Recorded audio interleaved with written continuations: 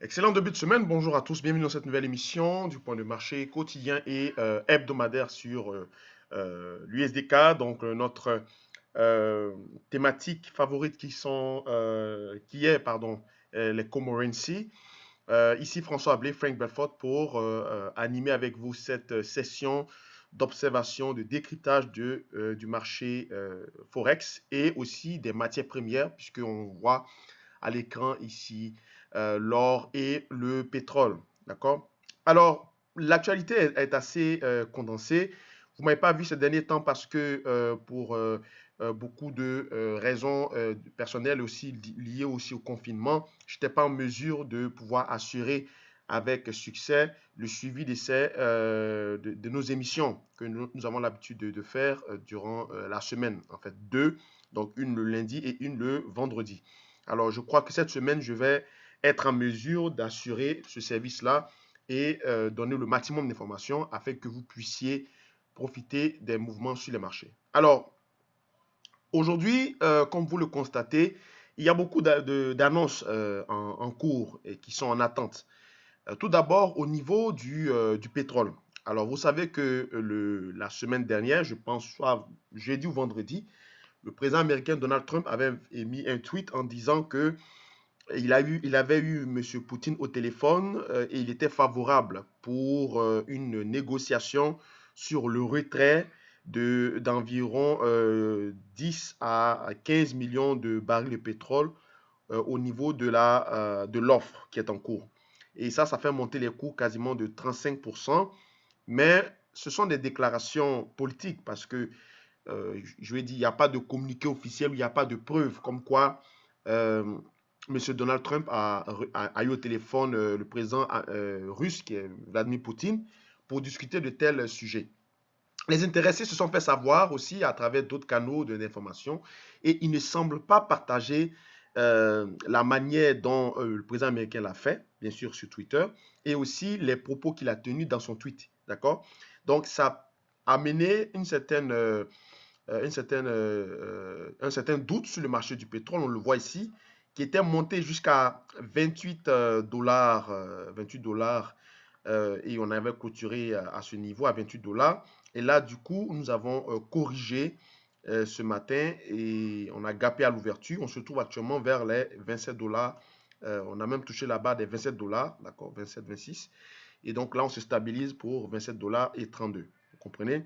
Donc, c'est un peu particulier cette façon de faire que le président américain a. Sa façon de faire est un peu spéciale, comme on peut le dire. Au niveau de l'or, pour le moment, nous sommes en stabilisation. Il n'y a pas vraiment de grandes lignes à suivre. Le NFP catastrophique n'a pas vraiment agi sur l'or, puisque l'or est actuellement dans une phase de stabilisation due à la thématique majeure qui est la crise de confiance que je vous avais donc parlé depuis de nombreuses émissions passées, parce que actuellement il y a une crise de confiance qui est sur la table du fait que, comme on le dit, cash is king. En absence de véritables nouvelles majeures, le scepticisme demeure et ça avait poussé donc les cours du pétrole vers la hausse.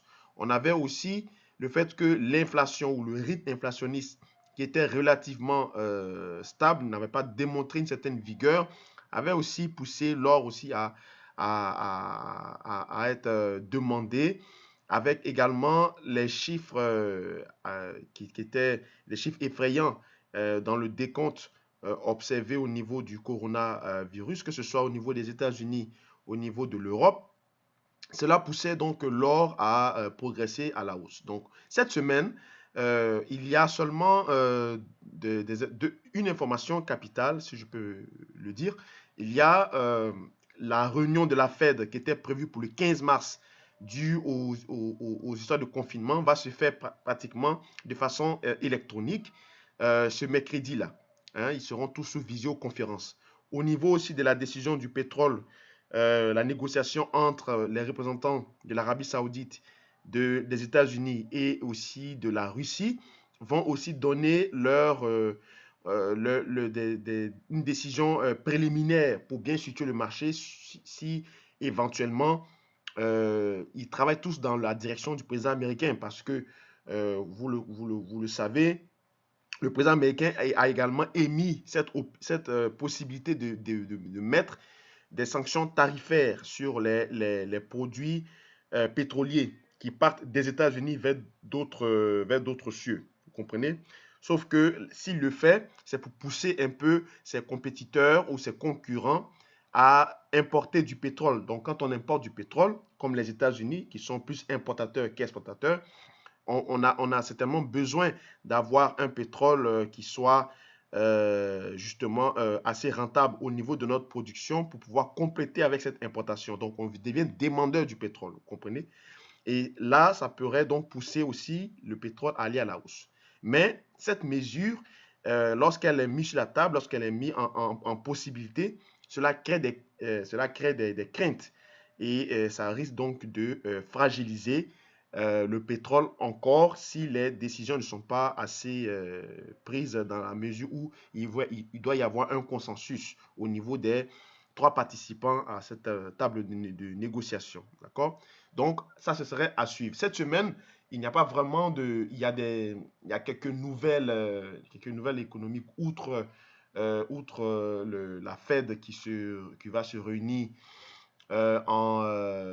qui va se réunir ce mercredi, voilà, mercredi et 8 avril.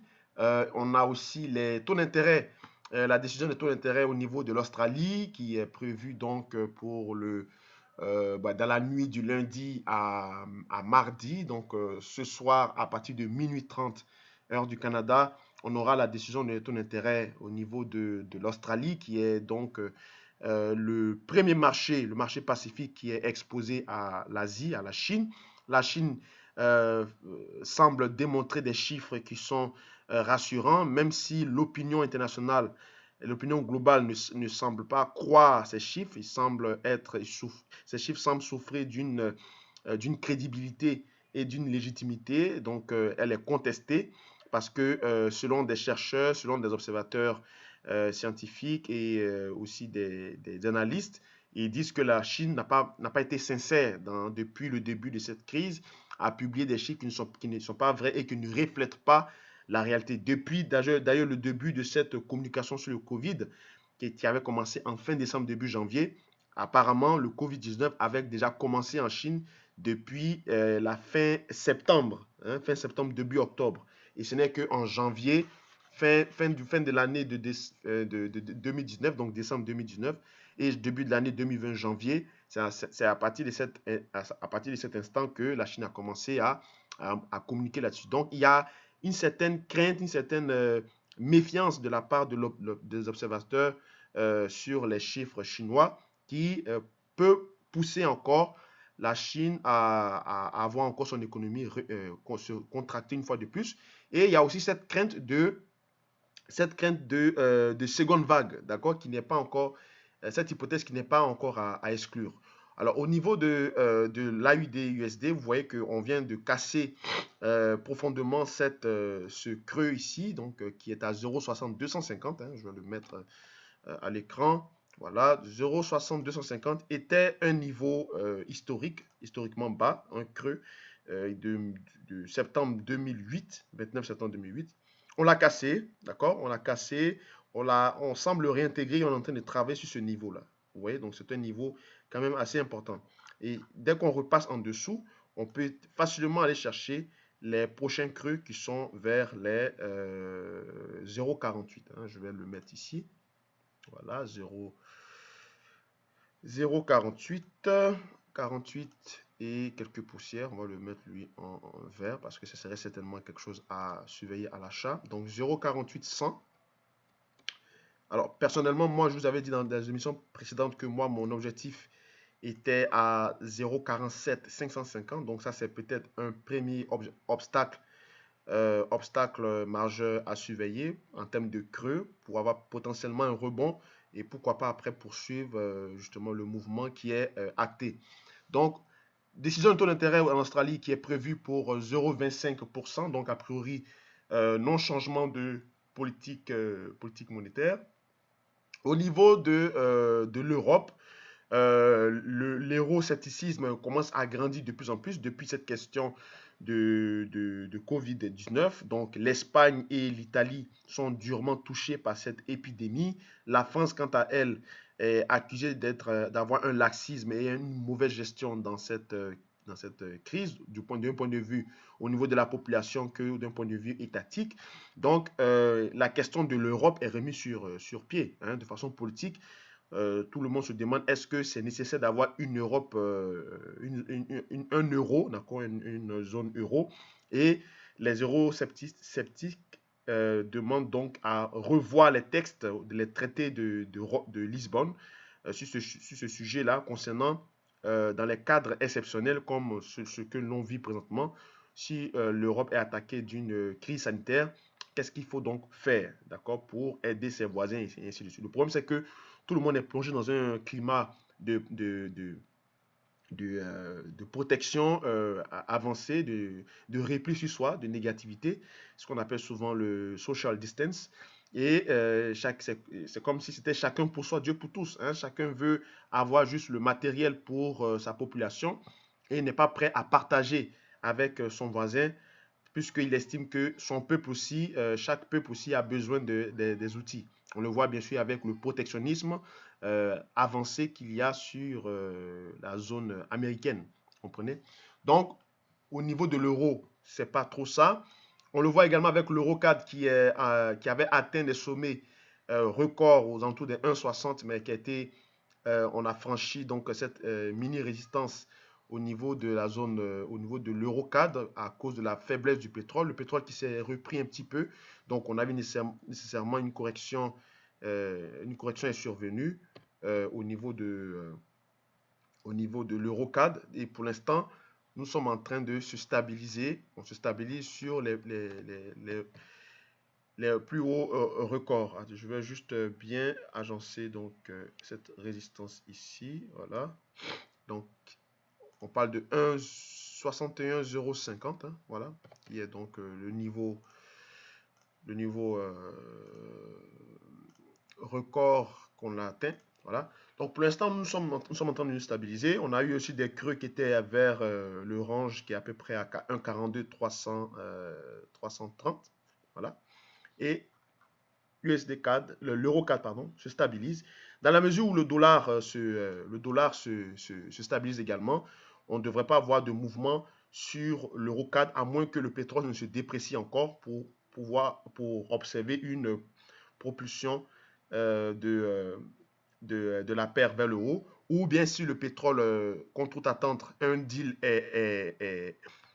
apparaît aujourd'hui qui est positif pour le pétrole, on peut avoir encore un pétrole qui va ressurgir et ça va pouvoir définitivement euh, plomber l'eurocad à travers des prises et bénéfices. On pourrait aller rapidement retrouver les creux de 1,41 800, voire 1,42 800, pardon, voire 1,41 550 au niveau de l'eurocad. Alors, pour finir, on va donc regarder rapidement l'USD4. L'USD4 qui est aussi en stabilisation, qui ne semble pas bouger depuis son sommet record de 1,46, 1,47. On n'est pas encore sorti de ce massif, ce range massif qui joue pleinement son rôle de boîte, hein, qui a bien encadré les cours. Et depuis le franchissement de la zone d'équilibre qui est à 1,33,050, on a fait bien sûr les sommets, le pétrole était affaibli, mais depuis que le pétrole se stabilise, voire a ressurgi, on voit donc une sorte de pause affichée sur l'USD4. Donc pour l'instant, c'est le statu quo. On va suivre les informations à nouveau cette semaine avec bien sûr les négociations sur le pétrole qui auront lieu aujourd'hui à demain. Et je pense qu'avec ça, on pourra avoir d'amples informations et une vue plus ou moins élastique qui nous permettrait de pouvoir tirer profit de notre paire favorite qui est l'USD4 qui fait l'objet de nos émissions. Mais pour l'instant, si j'en parle pas, c'est parce qu'il n'y a pas vraiment grande chose actuellement. Et n'oubliez pas aussi que, vu cette période, les spreads sont démesurés. Donc faites attention, ce n'est pas toutes les paires que vous devez trader. Seulement, la plupart des paires majeures sont plutôt intéressantes à trader, même si elles sont sujettes également à de nombreuses manipulations. Merci encore d'avoir suivi ce point de marché. On se retrouve plus tard, notamment le vendredi, pour d'autres observations. Merci, au revoir.